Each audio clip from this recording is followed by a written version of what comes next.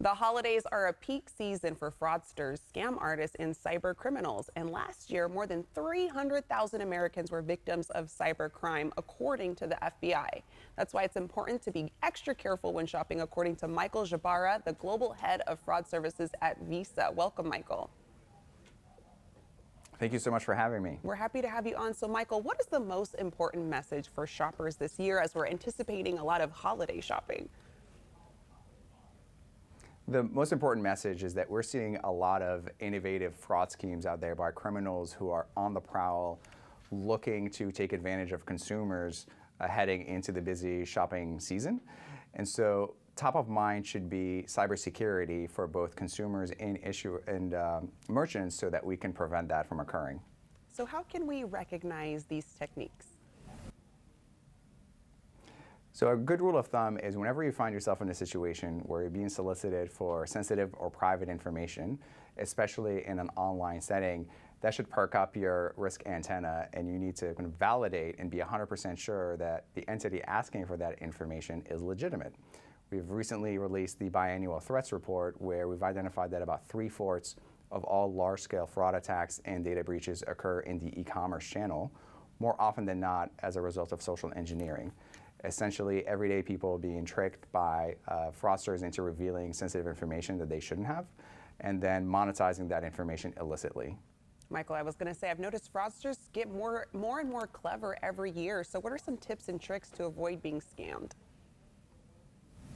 No, absolutely. And so in the in-store experience, make sure that you're using a card that has chip on it or has the contactless symbol. It essentially denotes that your payment information is safe even in the event of potential data breach. And then when you're shopping online, making sure that you avoid public Wi-Fi networks. And to validate that the URL of the store that you're shopping at starts with HTTPS, that S denoting that it's a secure channel. One of the things that we have noticed, one of these innovative schemes that we've noticed, is that fraudsters setting up very real-looking websites that look like the real thing, and so a consumer thinks that they're buying their favorite pair of sneakers, but what they're really doing is transmitting their payment information to the fraudster on the other side. So having to be extra alert. And since so much business is online, what can shoppers and businesses do to reduce fraud?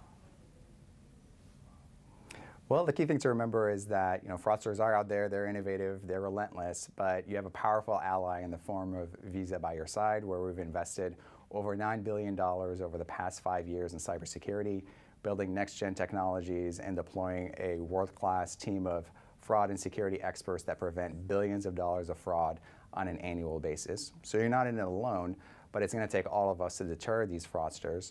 And so you as a consumer can take a proactive role in protecting yourself by using some of these tools that are available to you, like transaction alerts. So if your account is ever accessed in an illicit manner, you'll be the first to know about it, and then you can go and shut it down and make sure the fraud doesn't get out of hand. And then similarly, on the merchant side, you can take advantage of some of the security capabilities out there, like tokenization, which essentially devalues sensitive data and renders it useless to these fraudsters, even if they're successful in breaching you. All very helpful tips. Is there any other advice that will help people avoid fraud this holiday season? The key thing as you go forward, just keep in mind that the best defense is just common sense. If you find yourself in a situation where you're presented with an offer that's just too good to be true, or somebody's asking you to click a link that's somewhat suspicious, or somebody's asking you to make a payment using a gift card or a wire transfer or a peer-to-peer mobile application, that's when you should take a step back and think about whether that interaction is legitimate or not. All helpful. Thank you so much for joining us this morning. I'm going to let our viewers know where they can go for more information. For more tips, visit visa.com/security.